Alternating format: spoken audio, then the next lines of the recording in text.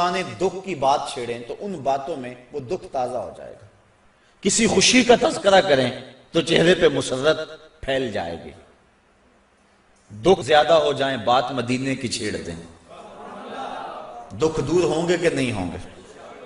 حضرت شیخ شبلی علیہ رحمہ بہت بڑے بزرگ گزرے ہیں، آپ معارف اسم ذات بیان فرما رہے تھے کہ اللہ کا نام لینے سے دل میں سکون آتا ہے اور دل کی کیفیت بدلتی ہے، من میں اجالے اور روشنیاں پیدا ہوتی ہیں۔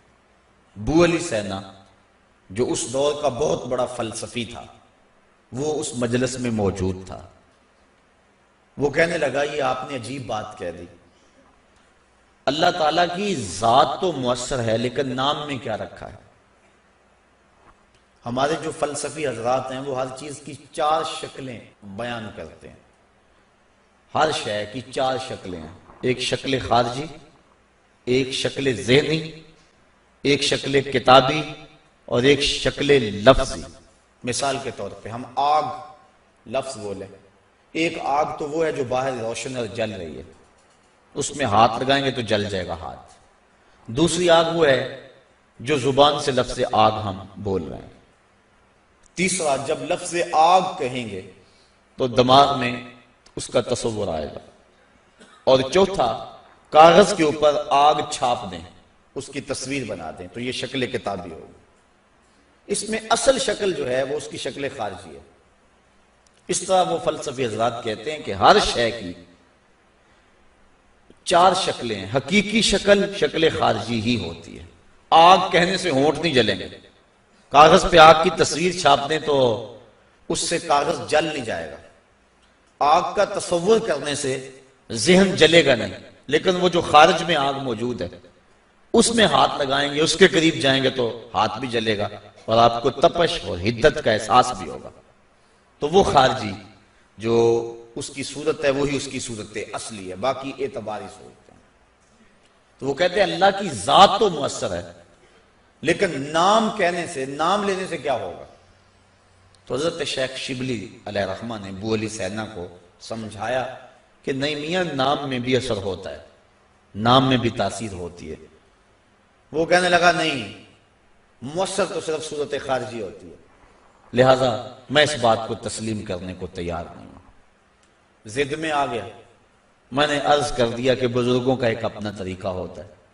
تو حضرت شیخ شبلی تھوڑا سا غصے میں آ گئے اور فرمانے لگے ابو علی سینا میں تیرے سے کیا بات کروں، تو تو گدھا ہے۔ اس کے سرخیاں آ گئی چہرے پہ، غصے سے لال پیلا ہو گیا، مجھے گدھا کہا بڑی مجلس میں، اتنا بڑا فلسفے کا امام، زمانہ میرے نام کا معترف، اتنی کتابیں میں نے لکھی۔ تو حضرت شیخ شبلی مسکرا پڑے، فرمانے لگے دیکھا نا گدھے کے نام سے تیرے چہرے کا رنگ بدل گیا۔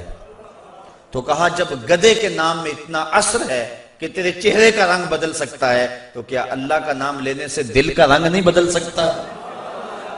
تو اس کا نام لوگے تو دل بدلے گا اور دل قرار پائے گا، دل کو نور نصیب ہوگا، دل کو اجالا ملے گا اس کے بابرکت نام لینے سے۔ اس لیے جب زبان سے بندہ اللہ اللہ کہتا رہتا ہے تو اس کے اثرات اس کے دل پر مرتب ہوتے ہیں، اور کثرت سے ذکر کرنے والا شخص اس کا دل پر نور ہو جاتا ہے۔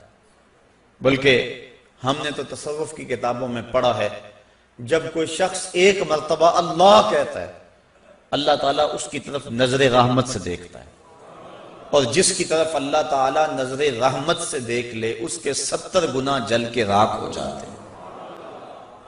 اور جس نے اٹھتے بیٹھتے چلتے پھرتے وظیفہ یہی رکھا، پھر اس کے من میں کتنے اجالے اتریں گے، کتنی روشنیاں اس کو نصیب ہوں گی۔ تو کہا یا ایھا الذین آمنوا اذکروا اللہ ذکرا کثیرا، اے ایمان والو اپنے رب کا کثرت سے ذکر کرو۔ اور میرے اور آپ کے آقا و مولا حضور نبی رحمت صلی اللہ علیہ وآلہ وسلم نے ارشاد فرمایا اللہ کا ذکر اس انداز سے کرو کہ لوگ تمہیں مجنون کہیں یہ تو پاگل ہو گیا۔ بلکہ ایک روایت امام طبرانی نے بیان فرمائی ہے کہ اللہ کا ذکر اس طرح کرو کہ منافق تمہیں تانا دیں کہ ریاکاری کر رہے ہو۔ اس انداز کے ساتھ تم اس کا ذکر کرو۔ میرے حضور قبلہ عالم فرماتے ہیں اٹھ دی بیندی ٹر دی پھر دی ستے آنتے جاگ دی نام جھپ دی رو تے کھپ دی ویخ سر اس راگ دی نام جھپیاں قرب ملدا نام دی کر پوری سام شیشے وچ کستوری جے کر پھر ضرورت کاغ دی۔ تیرے تو سب کچھ اندر ہی رکھا ہوا ہے، تو ذرا غور تو کر، تفکر تو کر، ذرا اس کو آواز تو دیکھ کے دے۔ تیرے من سے آوازیں نہ آئیں تو کہنا اندر بوٹی مشک مچایا اتے جان پھلن تے آئی ہو۔ تو نے در در کیا جانا ہے، سب کچھ تو تیرے اندر رکھا ہوا ہے۔ وہ کہتے ہیں ایک سنیارا تھا بمبئی کا رہنے والا، یہاں ہمارے لاہور میں آ گیا، پرانے دور کی بات ہے۔ اس کے پاس بڑے قیمتی موتی تھے، اس نے کسی مجلس کے اندر اپنے موتی کھولے اور ایک موتی کہنے لگا یہ شب افروز ہے، رات کو چمکتا ہے۔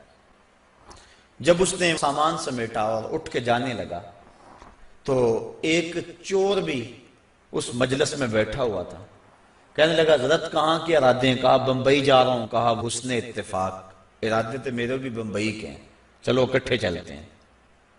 وہ جوہری سمجھ گیا کہ یہ اصل میرا ہم سفر نہیں ہے، اس کا دل اس موتی پہ آ گیا، لیکن وہ تھا بڑا سمجھدار، تو اس نے کہا آ جاؤ۔ سارا دن سفر میں رہے، جب رات کو سونے لگے تو اس نے اپنی قمیض یا واسکٹ وغیرہ اتار کے جو ہے وہ لٹکا دی کسی چیز کے ساتھ۔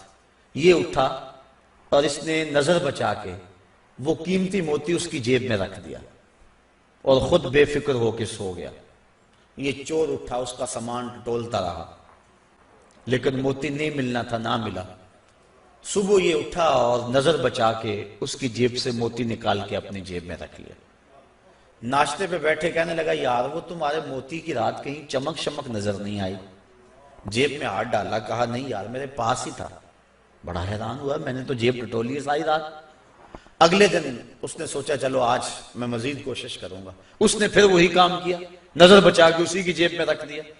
وہ ساری رات ڈھونڈتا رہا، موتی نہیں ملنا تھا، نہ ملا۔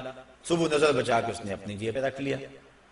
صبح ناشتے پہ پھر بات چلی، یار وہ آپ کہتے تھے رات کو چمکتا، اس کی کچھ چمک شمک نظر نہیں آئی؟ کہا یار میری جیب میں ہی تھا۔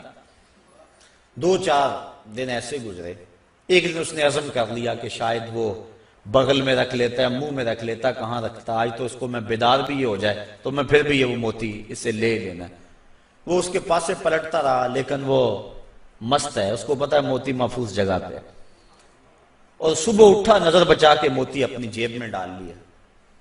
اس نے پھر بات کی، اس نے کہا کہ یار وہ میرے پاس ہی تھا۔ اس نے کہا میں آج سچی بات بتاؤں، میں تیرا ساتھی نہیں تھا، میں تو تھا چور، میں تو چور تھا، اس موتی کی غرض میں تیرے ساتھ ہو لیا تھا، لیکن آپ تو میرے بھی استاد نکلے، میں نے بڑی محنت کی، مجھے 3 دن ہو گئے موتی نہیں ملا، میں آپ کو استاد مانا، آپ مجھے بتائیں کہ موتی آپ رکھتے کہاں تھے؟ اس نے کہا میاں تو اوروں کی جیبیں ٹٹولتا رہا، کبھی اپنی جیب میں بھی تو ہاتھ ڈال دیا ہوتا، نہ مسجد وچ نہ مندر وچ، لب یار نو اپنے اندر وچ، سب کچھ تو تیرے اندر ہے، تو اوروں کی جیب میں ٹٹولتا رہا۔ سلطان وہ فرماتے ہیں نہ کر منت تو خواج خضر دی، تیرے اندر آب حیاتی ہو۔ اور کبھی فرماتے ہیں وچے ہی بیڑے وچے ہی چیڑے وچے ہی ونج مہانے ہو، 14 طبق دلے دے اندر تمبو وانگو تانے ہو، سب کچھ تو تیرے اندر ہے۔ اور اقبال کہتا ہے خودی کا نشیمن تیرے دل میں ہے، فلک جس طرح آنکھ کے تل میں ہے، یہ سب کچھ تو انسان کے اندر رکھا ہوا ہے، بس تھوڑی سی توجہ کرنے کی دیر ہے۔ دل کی تختی پہ اس کا نام لکھا ہوا ہے۔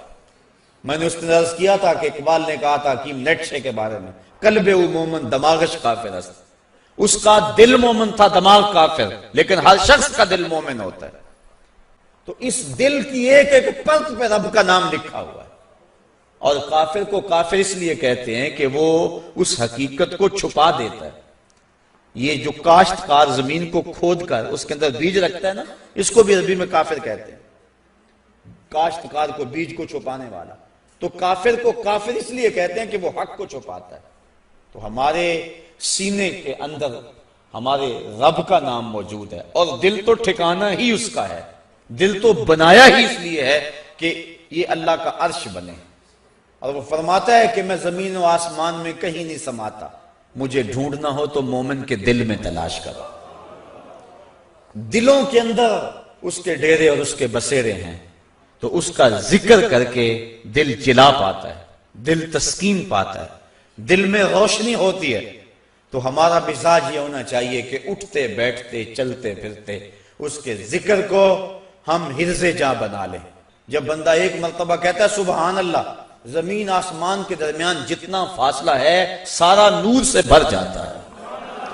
یہ برکتیں ہیں ذکر کی۔ اس کا نام تو لے، کوئی معمولی نام ہے؟ جب زبان پہ اللہ کہتا ہے 14 طبق روشن ہو جاتے ہیں۔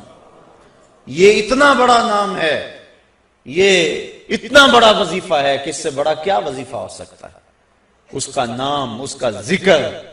تو فرمایا اللہ کا ذکر اتنی کثرت سے کرو کہ لوگ تمہیں کہیں مجنون ہیں، اور منافق تمہیں ریاکاری کے طعنے دے۔ تم اٹھتے بیٹھتے چلتے پھرتے اس کے ذکر کو حرز جاں بنائے رکھو، یہی تمہارا سرمایہ ہے، یہی تمہارا وظیفہ ہے۔ دکھے ہوئے دل کا بھی یہی علاج ہے، پریشان خاطری کا بھی یہی علاج ہے۔ اندر کی کالک اس کے ذکر سے دھلتی ہے۔ حضور فرمایا لِكُلِّ شَيْءٍ سَقَالَةٌ وَسَقَالَةُ الْقُلُوبِ ذِكْرُ اللَّهِ۔ ہر شے کا زنگ دور کرنے کے لیے کچھ نہ کچھ بنایا گیا۔